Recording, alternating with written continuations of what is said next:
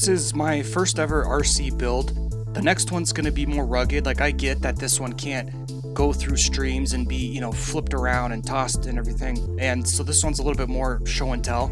I didn't know what I was gonna do getting into this, but this is how it turned out. The next one will be more rugged and completely different. But nonetheless, this one came out amazing and I really do like it. Oh, it's like a cook-off. No! RC drive-off! Losi, make another build out of this. It's got really good suspension, but we're probably not going to use that to make a trailer. Oh, we've got lots of ideas. So we've got lots of vehicles here, lots of parts, donor cars. None of them are really great like Traxxas. We're going to do what we can with as many parts as we need. Do is buy some more little servos. Yeah. That's an actuator. I think it's a little big for RC application. Pull, push, or support 300 pounds. One day, it's going to be part of something very cool. For this trailer idea, I was thinking of styrofoam because it's obvious, it's lightweight and it is strong enough, especially if we're going to support it with some other things. I have these really cool pieces of cardboard here. It already looks like wood, I think that's going to be really neat. It'd be cool if it was a little bit smaller for RC scale, but we don't have to use styrofoam either. It's just something I happened to see when I was grabbing some other tool. Plenty to work with here. What we want to use to make it go up and down, like at the front, so the trailer goes like that, and then you dock it on, and like the legs come up. So we got to figure out how to make that. And I have a bunch of ideas how to do it, but I'm not sure which one to go with.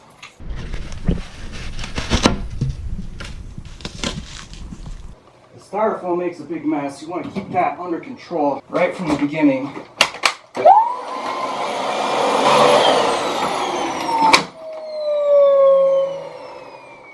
You can overlap the top to cover this edge and make it look finished. I'm actually going to use spray adhesive.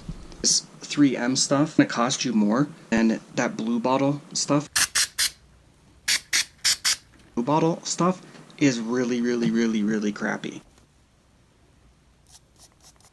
By far worth the extra coin. Spray both sides, that's the best way to do it. An application to each surface, then put them together. It stays. It's good stuff. It is like super strong.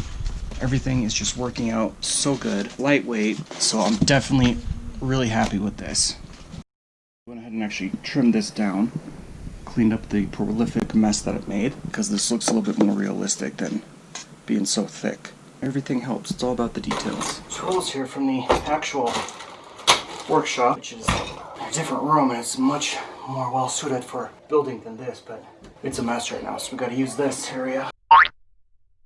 You want safety glasses, it's not just like a YouTube thing, and you guys should take it really seriously. I have a friend who lost an eye. I almost had the same thing happen. Took apart these tumblers. If you recognize these things, they're really cheap. Pretty cool. So we got 2 motors out of it. And we got a set of LED lights. And so since this battery pack is just going to be for the lights, we're just running a piece of metal to finish that circuit connection there, since we're only going to be using 2 batteries. So we've got 2 motors out of it.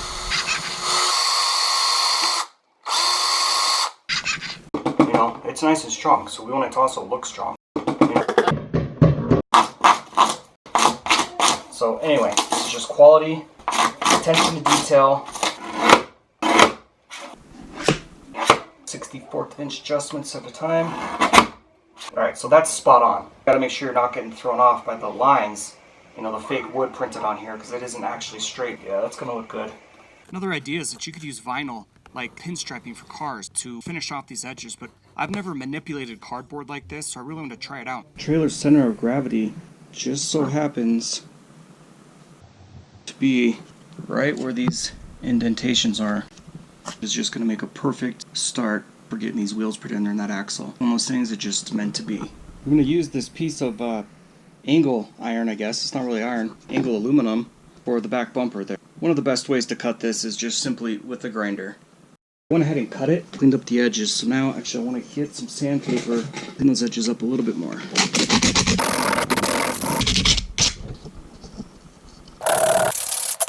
The bumper is just glued on, just so hold in place for the screws. I brushed it up a little bit, cleaned the side, sanded it, and even put a mock license plate on there. Cut that out of this reflective material. I'm going to put some hot glue just to hold it in place. This actually, this grabs. See that? That's actually really, grabbing that in there. It's really, really cool. Get those little thin pieces of cardboard that I was using to layer around the edges. I had to take off the corrugated part first and just get that top printed paper layer. I thought it was going to be kind of tricky and difficult, but it actually ended up being pretty easy.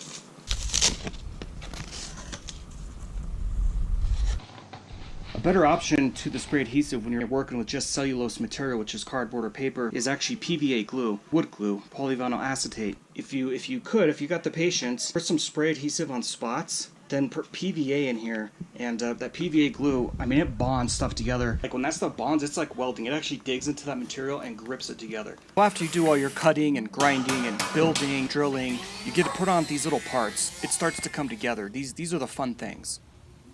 I think repurposing outgrown toys is just as fun as buying new parts.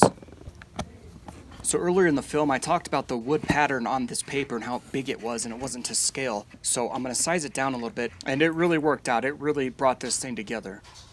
And speaking of new parts, you guys please consider supporting your local hobby shops versus going to somewhere like Amazon to buy all your stuff. So I've got some really good suspension here. As far as the glue, this is just to hold it temporarily until I can get little screws and everything put in there the proper way. So yeah, this is coming out awesome.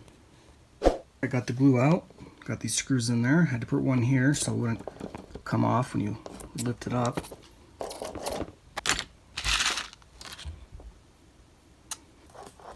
Cut that. Dang it. Guess I gotta put a sticker over that. As you can see, I haven't finished these corners yet, but I will get to it. Not leaving it that way. Loving it. So heat shrinking this up. Leave these ones out, and that's just in case we want to add on to the circuit at a later time. It seems like I skipped a few steps. That's because we ended up losing a few clips off our GoPro. I'm not really sure how. Never had that happen before. Just kind of want to show that, you know, we do take the RC stuff seriously, just because I'm gonna kind of be breaking the rules with things, you know, just really making stuff how I want to make it. All right, so here's the trailer. We got suspension, we got lights, shells on the side. This is going to be opening. We'll have a motor that opens and closes that on its own. I think it's coming out really good. I mean, we made this thing 100% from scratch.